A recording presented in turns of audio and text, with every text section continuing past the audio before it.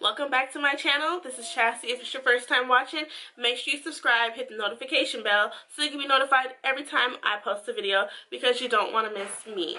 So today's video is showing you just a quick way to do your eyeliner. I have a really bulk big eye, so this is a way that I can do my eyeliner and it turn out nice and still looks good. It's not like the best wing liner, but it's the best wing liner for my eye shape. Everybody has different eye shapes.